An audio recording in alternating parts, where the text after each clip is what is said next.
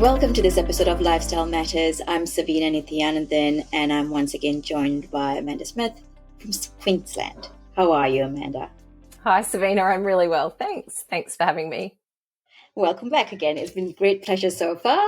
And I thought today what we might talk about is your program, Mood Food, really. And I thought it's a really, really interesting program. I've myself had a bit of a go on the program, and I thought it was really, really interesting to see how you presented information in the form of, diets and recipes and the struggles that we sometimes face, when we're trying to live a healthier life. And one of them that I really liked was, when people talk about diet, we often fear and think, oh, diet, that's not something that's sustainable and we will not be able to do it for the rest of our lives. But you've presented it in such a way where diet doesn't seem so scary and it's actually a way of living. And that's what I'm getting from your program. It's about just sort of getting into this way of lifestyle where we're just eating better and it's just not so strenuous in our life. Am I right to say that? Absolutely. And it's so lovely to hear you say that, because I think that's one of the biggest things that we try to convey about the program as well. When we think about nutrition, so often our minds go to weight loss and all the things that we can't have. And one of the things that we really wanted to share through the program is our love of food, and this understanding that diet actually stems from a Greek word that means a way of life or a way of eating. And that really is what Mood Food is about. And I think in today's society, we don't learn how to eat. I've been to university and spent a lot of money to learn what I have learnt, but the general population actually doesn't get this information. And so, we, I guess, not only try to help people understand what about the food we're eating is so important to our mental health, but also how we then implement that into our lives in a fun and easy way so that, healthy eating isn't a chore. And I think the other really important thing is that we recognize that there's so many different reasons why people struggle to eat a healthy diet, and we really try to be understanding of that and show people how it can be done in a really simple and easy way. As a dietitian, and you talked about diets and what struggles people face, what are the common barriers that you find that people face when talking about eating better or eating healthier? Time would be a big one. A lot of people talk about not having time to cook healthy food, and that often comes down to a lack of knowledge and skills in the kitchen. And so we really try to show people quick, simple ways of eating these meals and preparing them so that it's not a huge burden, because we know if it takes too long or if it's too hard, people aren't going to do it. So we really like to share our ideas on how to make healthy food not only delicious, but simple as well. Yeah. So time, as you said, is definitely one thing. And I guess familiarity, isn't it? So if you're not familiar with making healthier options of food, I think, if you're cook easily to just chuck in a piece of steak on the grill and have that as your dinner. That's a lot Absolutely. easier than having to think about, oh, how would I incorporate these grains and these fruits and these vegetables into my diet and make it taste nice. And that Exactly. actually requires a lot of thinking, brain power, I think. Yeah, absolutely. And like you said, if you haven't grown up with those types of foods, if you haven't seen your parents do it, if your friends don't do it, then it's very hard to know, what we're talking about when we are talking about healthy food. So, for example, one of the things that we love to introduce to people is lentils and legumes. They're not things that we commonly use in Australia, but they're so easy to bulk up your meals. They cost very little, and so importantly, they're absolute gold for our gut bugs down there. So, adding a tin of lentils to a spaghetti bolognese, or a tin of chickpeas to a curry, or sprinkling them through a salad, is just makes them easy to use and really enjoyable as well. And they make your meals more filling as well. The other thing I would say is also cost. I hear a lot of people talk about cost. It's expensive to eat healthy. It's expensive to buy lettuce and, salads and eat healthier. It's a lot cheaper to just go through a drive through Macca's and, get a Happy Meal, for example. I mean, Yeah, look, I'm exaggerating it's here, but, I have actually had people tell me that. it is a very common And, excuse. at, And I feel bad saying excuse, yeah, actually. I shouldn't say that because, what's, yeah, again, our environment is also a very big factor in, what we choose to eat. But just going back to your question about cost, there's been lots of economic analysis done on diets now, on healthy diets, and they show that healthy eating is actually less expensive than the Western diet. So, that really puts to bed this idea that healthy eating has to be expensive. But of course, we again have to know how to eat and, what are those good choices that we can make. And what I would say to people is, there's nothing wrong with eating frozen vegetables if that's what you can afford. We can use those tins of beans that we were talking about and really trying to buy our fresh produce when it's in season. At the moment, apples are in season and they're delicious. So are our red grapes. So really trying to buy those things that are in season.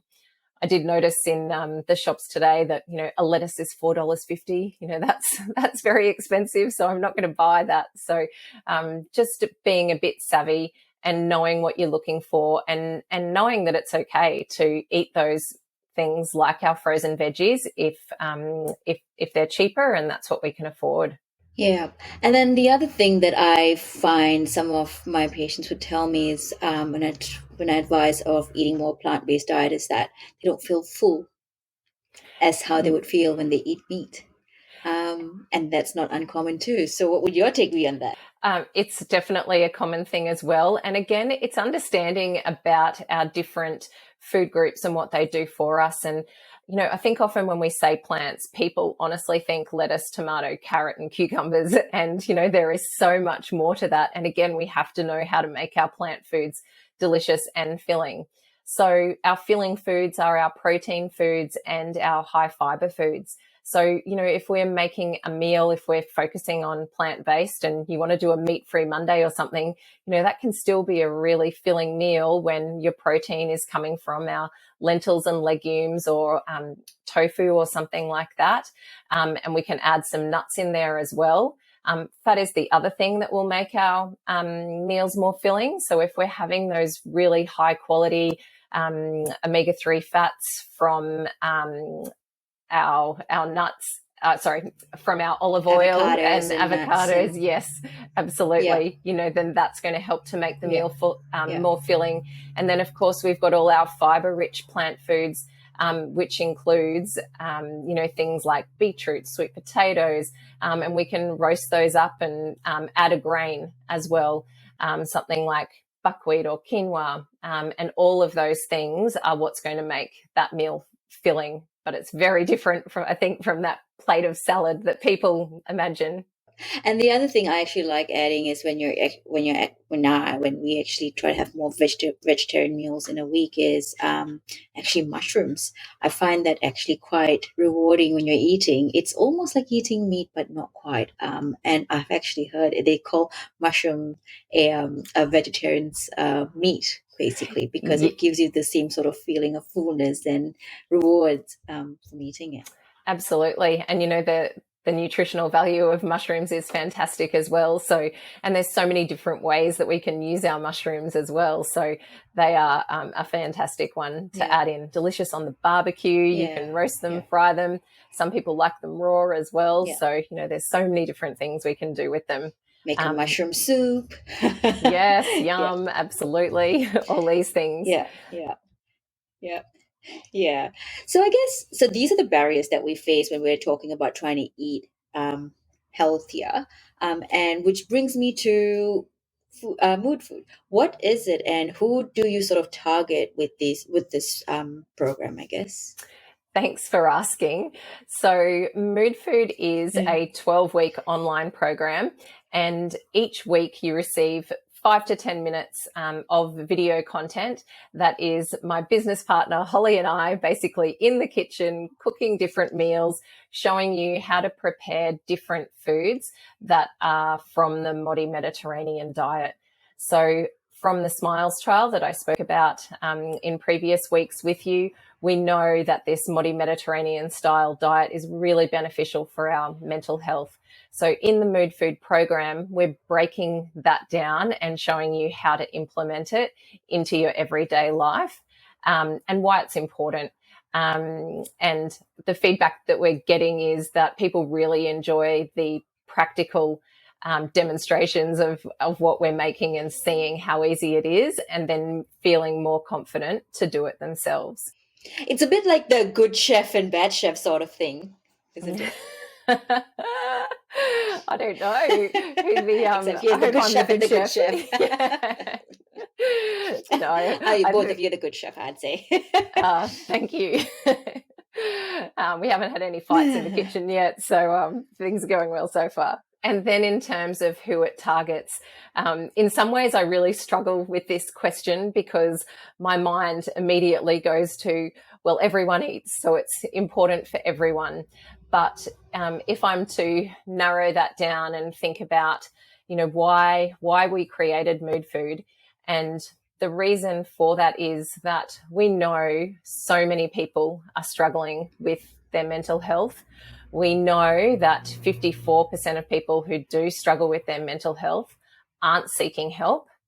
And then we also know that for lots of people who are receiving treatment for common mental health disorders such as depression, that those treatments aren't actually effective for them.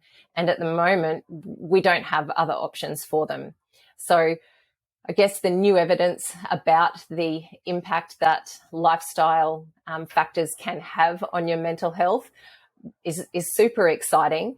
But unfortunately, it takes on average 17 years for this evidence to be translated into practice. So we wanted to speed this process up and get in early and really help people, because it's awful to know that there are so many people struggling and they don't know where to go. So excitingly with diet, there are no negative side effects to trying it. So if for GPs, someone is turning up at your office for the first time and they are struggling with their mental health, and you talk to them about their diet and you find out that they're eating like most Australians are, which is, this highly processed diet, they're not having, a diverse range of fruit and vegetables and grains, then, Mood Food is the perfect place for them to start. It's interesting that you say that because I mean it's an apt time to be honest. Mental health just skyrocketed in the last couple of years with the pandemic. It's a crazy wait list to see any psychologist, to get therapy, to see a psychiatrist if that's what someone needs. And I think diet's a great place to start. We don't have anything to lose. If it works, great, but and then wait for the time when you actually get to see a psychologist. Obviously these are all to be done in conjunction with medications if your doctor feels like it's an appropriate thing to do, but I think diet really goes well hand in hand with whatever treatment that's prescribed I for mental couldn't health. agree more. And, for so many people, like you said, there are these huge wait lists. So if they can start Mood Food while they're waiting, then that's the perfect scenario. And, diet isn't going to be isn't going to solve all the problems, but it can have a very important impact, and it can improve any of the outcomes that individual is going to get from medication or counselling or whatever those other therapies are. So, we're definitely not saying that Mood Food should be used instead of medication, not at all. But it can definitely be used as that first step or in conjunction with existing treatments. And what I like about the fact that you call it mood food, and yep, great. It's about eating better for better mental health, but you have a lot of other added benefits around it because we know that it reduces your cardiovascular risk mortality, reduces your risk of developing diabetes. So it's got a lot of other health benefits too. It's not just that it is just good for mental health. I mean, there has been a lot of studies to show how, your extra virgin olive oil, for example, improves like your lipid profile, for example. Eating more plant-based foods can reduce your risk of progressing into diabetes. So there are basically what I'm trying to say is that it's not just about mental health, even though the program you've developed is for mental health, but there are lots of other added benefits from it. So yeah, I'm all for it, really. Absolutely. And Savina, I guess the other thing that we see all the time, and I'm sure you see this too, is that, when someone changes one thing in their diet, it has this beautiful ripple effect where, other things start to improve. So, another really big one that people find is that their sleep improves because, what we eat really influences the sleep quality and how we're able to fall asleep as well. So, when we are more rested, we feel better, we have more energy to put into that food preparation or to go for a walk. And so, often it's just making the smallest change and then seeing those flow-on benefits start to happen, which is really exciting. You sleep better, you'll crave less quick acting sugars and carbohydrates, and then you just start eating better. It's like a vicious cycle. It's all just really connected. It goes round and round, isn't it? Exactly. And, if I can encourage people to think about, because most people will be able to very easily identify, where they're struggling the most. What's the meal that they're struggling with the most? And if you can start there and make that small change, then, the benefits really are amazing. Yeah. And it's great also because the whole program also sort of, it keeps you accountable because you're sending it out every week. Is that correct, Amanda? Like the videos every week if they sign up for the program? Yes. So we wanted people to have the week to practice what we had talked about. One of the things that we find with patients is that, they're too overwhelmed if we're giving them too much information at once. So we really wanted people to be able to focus on one thing, which might be swapping your white carbohydrates for brown, or having half a plate of vegetables, with dinner every night. So each week you are given that little bit of extra content to try and make those changes as easy as possible for you. Thanks for joining us again, Amanda. It was great chatting with you as usual. I look forward to chatting with you again. That's all for today's show. Thanks for watching Lifestyle Matters. Till the next time.